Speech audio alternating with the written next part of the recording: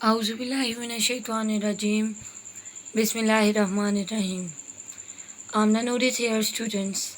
I hope so you all are fine. Today the topic of my discussion is metaphase. 1. Students, हम meiosis के बारे में discuss कर रहे हैं। मीओसिस के बारे में एक सेपरेट उसका इंट्रोडक्शन मैंने अपलोड कर दिया है। प्रोफेज 1 का सेपरेट इंट्रोडक्शन अपलोड कर दिया गया और प्रोफेज की कंप्लीट डिस्क्रिप्शन भी अपलोड हो चुकी है। आज का जो मेरा टॉपिक है वो है मेटाफेज 1। स्टूडेंट्स, बेसिकली हम लोगों ने जो प्रोफेज में पढ़ा था वो ये पढ़ा था कि क्रोमेटिन मटेरियल कंडेंस हुआ था क्रोमोसोम्स में, ठीक है, और क्रोमोसोम्स में कंडेंस हो गया था। बाद में दो क्रोमोसोम एक दूसरे के करीब आए थे और उन्होंने अपने सेगमेंट्स चेंज किए थे। बेसिकली क्रॉसिंग ओवर का प्रोसेस हुआ था। स्टूडेंट्स, ये था थोड़ा सा ब्रीफली थोड़ा सा मैंने एक्सप्लेन कर दिया। इसके अलावा चार्जमेटा फॉर्मेशन हुई थी, उसमें टेट्रेड हुई थी, बाइवेलेंट फॉर्मेशन हुई थी। ये सारा प्रोफेज में हम लोग पढ़ चुके हैं। अगर आप लोगों ने प्रोफेज के बारे में जानना है तो आप मेरी वीडियो देख सकते हैं।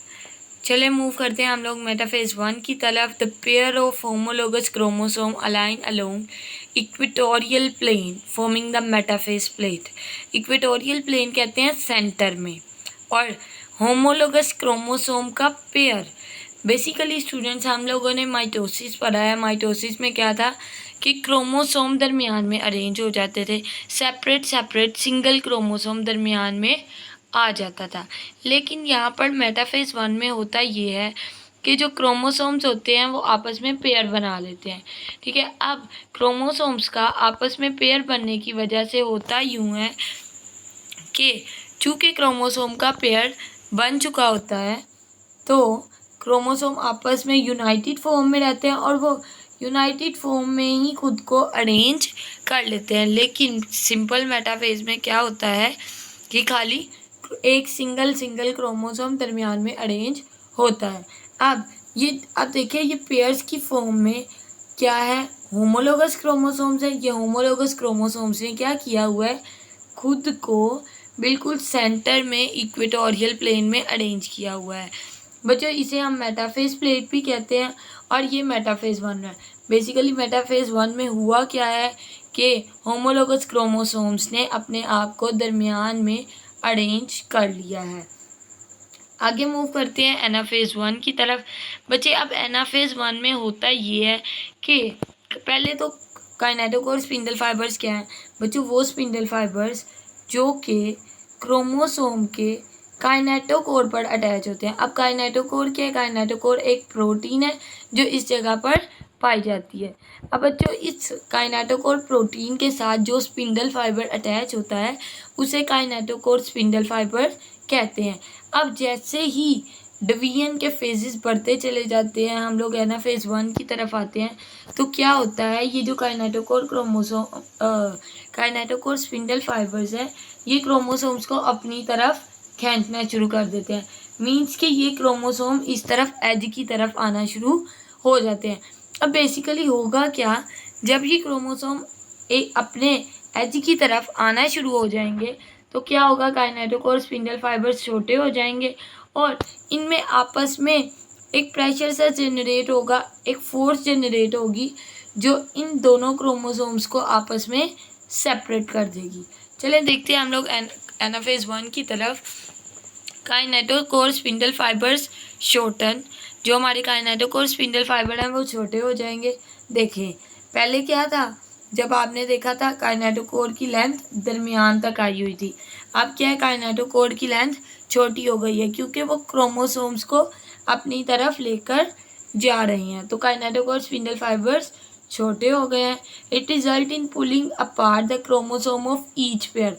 अब क्या होगा, जब ये छोटे हो रहे हैं spindle fibres, kinetochore spindle fibres, तो ये क्या है, पेयर को सेपरेट करने की कोशिश करेंगे। Since one chromosome is pull toward one pole, अब क्या होगा, इस पुलिंग फोर्स की वजह से क्या होगा, एक एक क्रोमोसोम दोनों काइनेटोकोर स्पिंडल फाइबर्स के पास आ जाएगा। सो स्टूडेंट्स, आगे क्या हुआ, each chromosome still contain a pair of sister chromatin.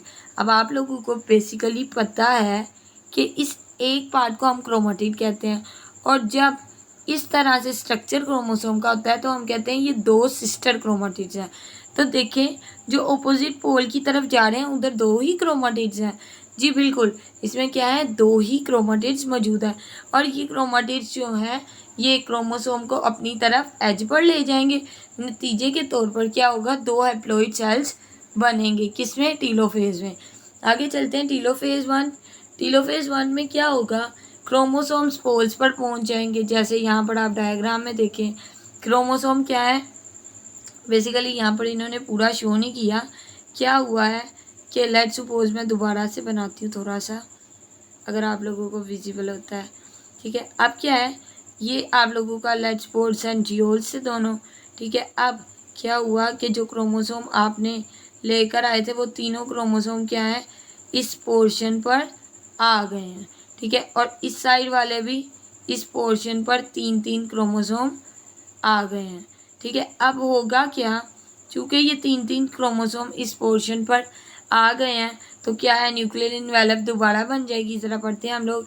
Each pole now has half number of chromosome but each chromosome still consist of 2 chromatid.